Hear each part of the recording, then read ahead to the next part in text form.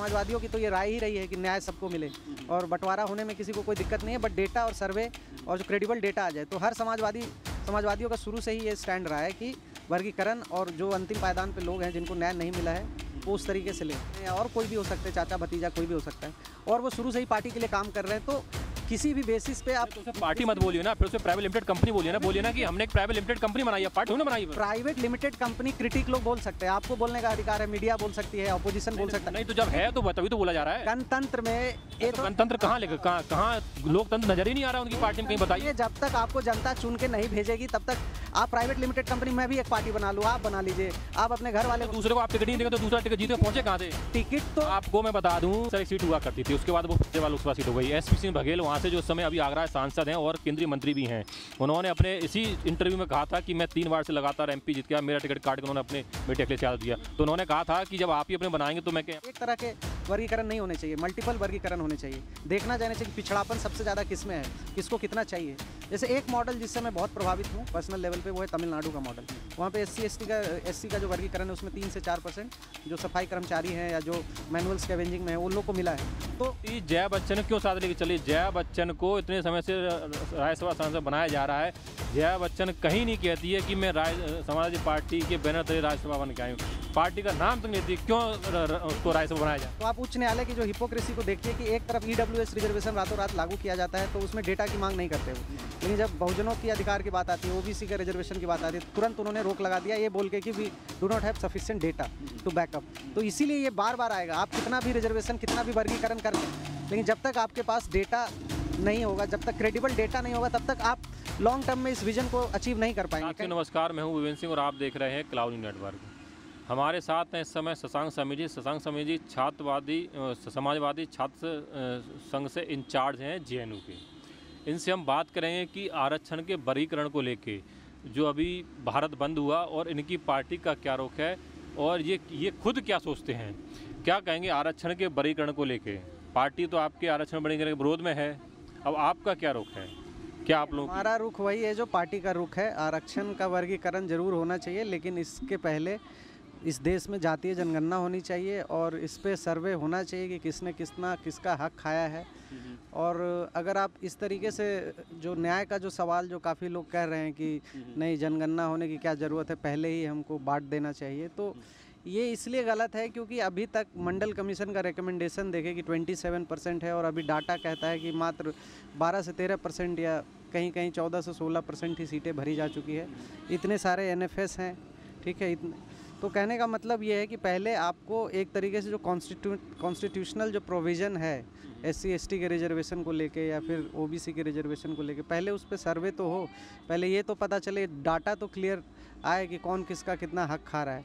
वर्गीकरण से कोई नहीं भाग रहा है, लेकिन वर्गीकरण के पहले की जो प्रक्रिया है, जो पहले की जो चीज़ें प्रोसेस है, उस पर फोकस ज़्यादा होना चाहिए।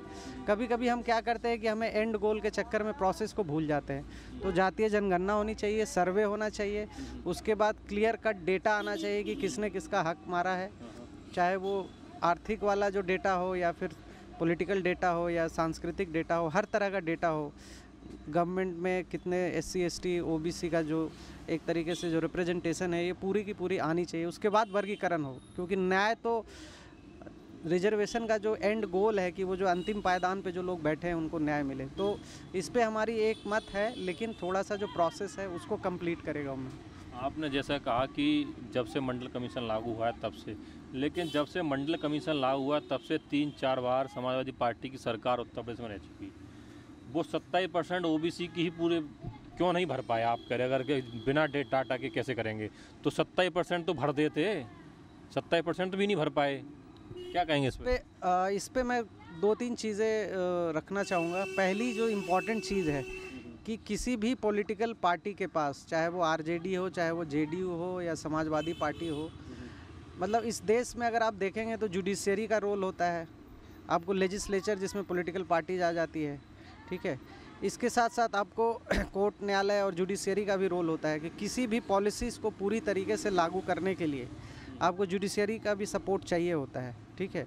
इसके अलावा आप चूँकि सबको पता है कि इंडिया जो है जब एक बार लागू कर दिया 27%, तो फिर जुडिशरी ये तो फिर हाँ, मैं बता रहा हूँ, अभी जैसे हाल का एग्जाम्पल बिहार में देखिए 65% रिजर्वेशन को बढ़ा के किया गया था और 10% जो EWS का मिला के 75%। क्या हुआ, उसके ऊपर लोगों ने केस किया और उच्च न्यायालय जो पटना हाई कोर्ट था उसने अपना फैसला दिया कि हम इस पर रोक लगा देते हैं क्योंकि हमारे पास डेटा नहीं है।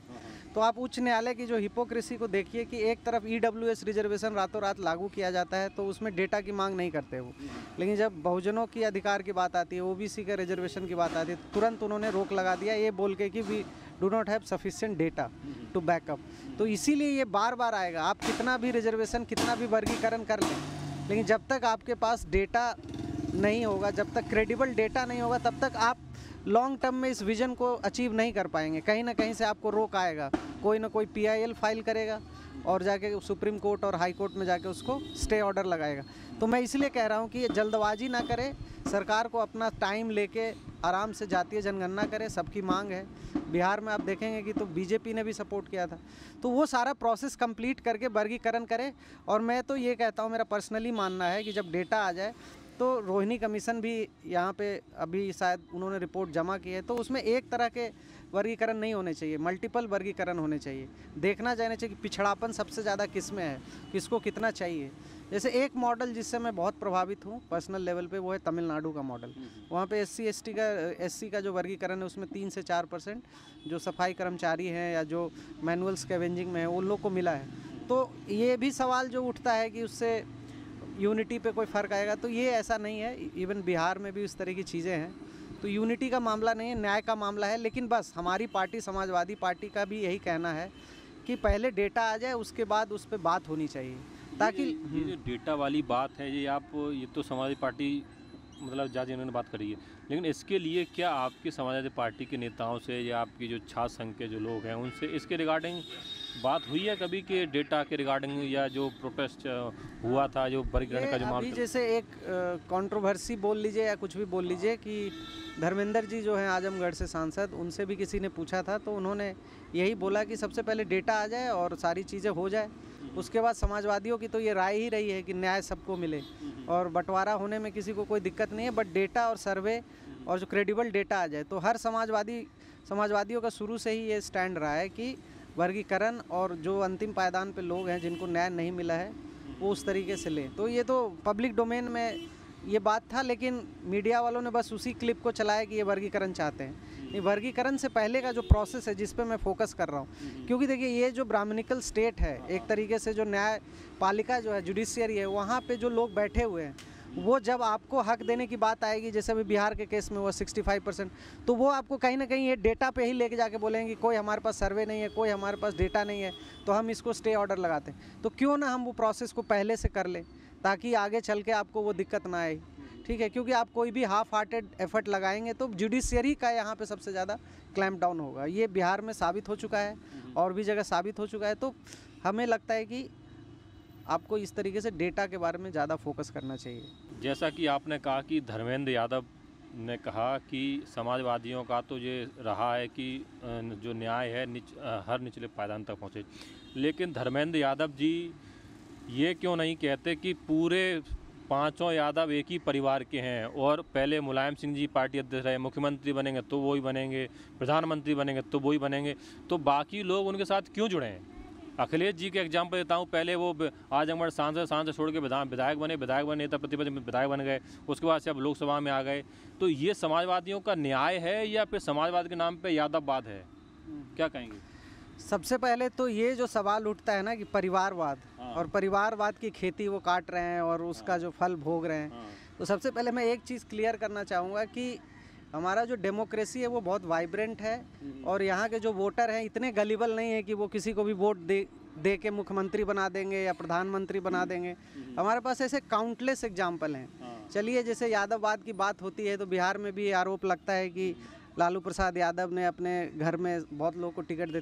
आप ये बताइए कि अगर डेमोक्रेसी नहीं होती तो लालू यादव मधेपुरा से चुनाव हारते, छपरास चुनाव हारते, राबड़ी देवी हारती, उनकी बेटी 2 बार चुनाव हार गई। तो कहीं ना कहीं ये जनतंत्र में इस तरह का जो सवाल उठता है कि उसी के पार्टी के, उसी के परिवार के, उसी के कास्ट के लोग आ रहे हैं। वो तो हर पार्टी के हारते हैं, हर पार्टी में तो चुनाव हारते हैं ना कि आप अकेले। नहीं, तो इसका मतलब ये है ना कि आपको जब तक जनता पसंद नहीं करेगी, ठीक है, चौधरी चरण सिंह के लड़के भी रहे और भी जगह अजीत जोगी के लड़के रहे, तो कहीं ना कहीं वो चुनाव क्यों हार रहे हैं? क्योंकि वो जो उम्मीद थी जनता को वो खरे नहीं उतर रहे हैं। और अखिलेश जी हैं, वो सर्वमान्य लीडर हैं।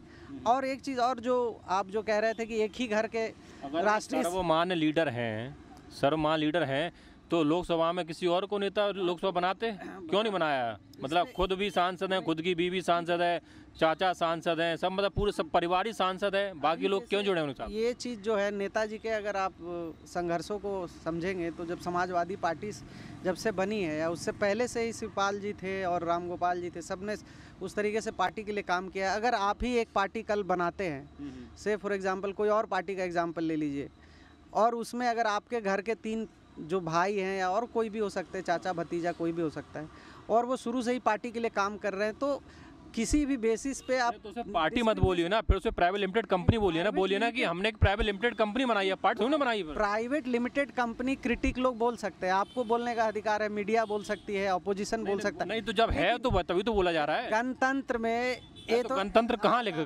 कहाँ लोकतंत्र नजर ही नहीं आ रहा उनकी पार्टी में, कहीं बताइए। जब तक आपको जनता चुन के नहीं भेजेगी तब तक आप प्राइवेट लिमिटेड कंपनी, मैं भी एक पार्टी बना लूँ, आप बना लीजिए, आप अपने घर वाले तो दूसरे को आप टिकट नहीं देंगे तो दूसरा टिकट जीते पहुंचे कहाँ से? टिकट तो आपको मैं बता दूं, छलेसर एक सीट हुआ करती थी, उसके बाद वो फैजाबाद लोकसभा सीट हो गई। SP सिंह बघेल वहाँ से जो इस समय अभी आगरा सांसद हैं और केंद्रीय मंत्री भी हैं, उन्होंने अपने इसी इंटरव्यू में कहा था कि मैं 3 बार से लगातार MP जीत गया, मेरा टिकट काट के उन्होंने अपने बेटे अखिलेश यादव दिया। तो उन्होंने कहा था कि जब आप ही अपने बनाएंगे तो मैं क्या यहाँ पे मतलब बकरी चराने आए हूँ क्या? यहाँ पे एग्जाम्पल दिया उन्होंने। आपने क्यों ऐसे आनेंगे ना, तो उदाहरण है, तो इसको क्या कहेंगे आप बताइए? एक जो पार्टी होती है उसकी कई सारे लिमिटेशंस होती है। आपको पता है कि किसी भी इंस्टीट्यूशन हो, कोई पॉलिटिकल विंग हो, लिमिटेशन बीजेपी के लिए क्यों पूरी नहीं होती? नहीं, बीजेपी पे भी मैं आ सकता हूँ, हजारों एग्जांपल दे सकता हूँ कि जितने भी टॉप पे जो लीडर्स हैं, रविशंकर प्रसाद, अनुराग चौधरी, क्या नाम है उनका, अनुराग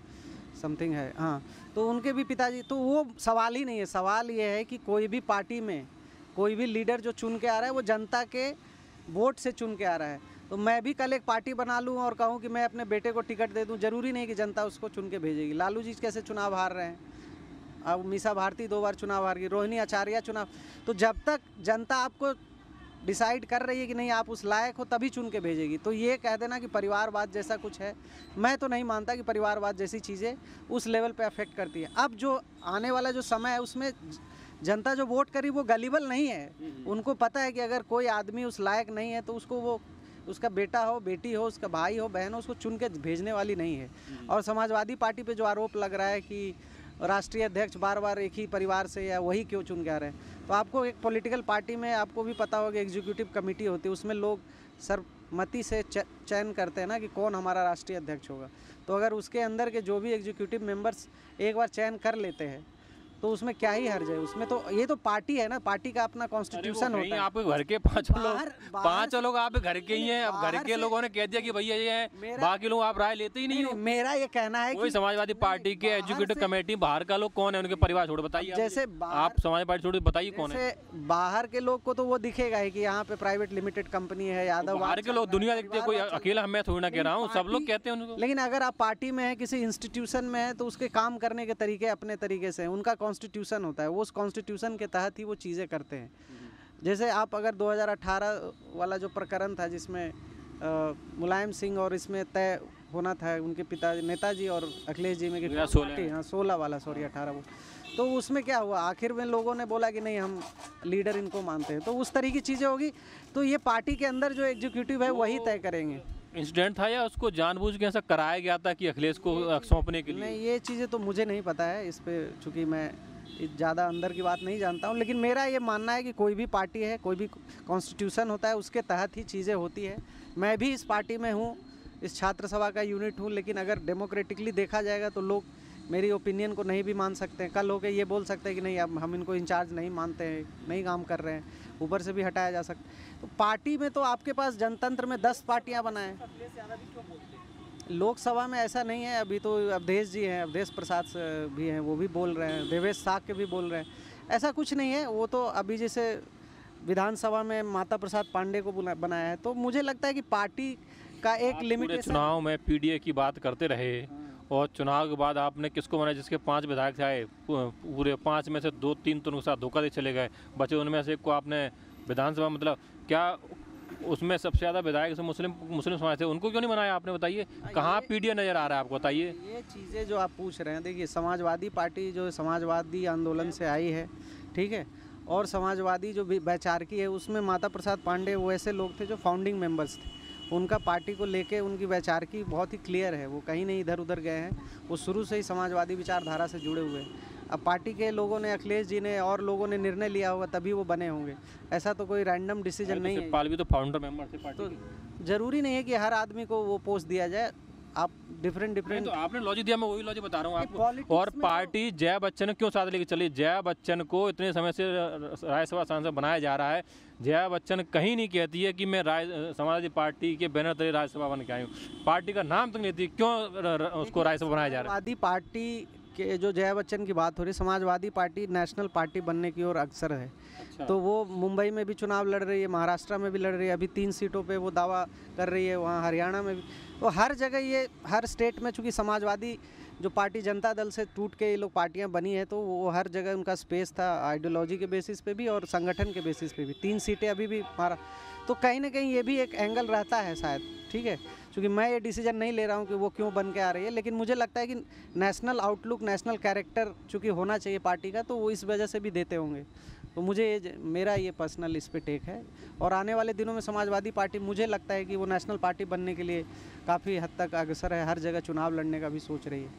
तो हम जैसे युवा, चूँकि मैं बिहार से आता हूँ, तो मेरा भी इस पार्टी से जुड़ने का एक ही मेन रीज़न ये है कि समाजवादी विचारधारा से अभी भी मैं जुड़ाव महसूस करता हूँ, और दूसरी चीज़, इस पार्टी को मैं नेशनल पार्टी बनते देखना चाहता हूँ और इसमें पार्टिसिपेट करना चाहता हूँ इसकी जर्नी में, इसलिए मैं इस पार्टी में हूँ और इस पार्टी से अभी भी जुड़ाव महसूस करता हूँ। तो आपने सुना हमारे साथ शशांक समीर जी, जो समाजवादी पार्टी छात्र सभा के इंचार्ज हैं जेएनयू के। इन्होंने बेबाकी से अपने सवालों का जवाब दिया और कहा कि ये हर पार्टी की अपनी गलत स्ट्रेटजी होती है, उस स्ट्रेटजी के अनुसार पार्टी चलती है। समाजवादी पार्टी आरक्षण के वर्गीकरण के खिलाफ नहीं है, लेकिन पहले डाटा होने, डाटा आए उसके बाद वो उसके काम हो चाहिए। आप लोगों की क्या राय इस वीडियो के लिए, आपने हमें कमेंट बॉक्स में जो बताइएगा। धन्यवाद।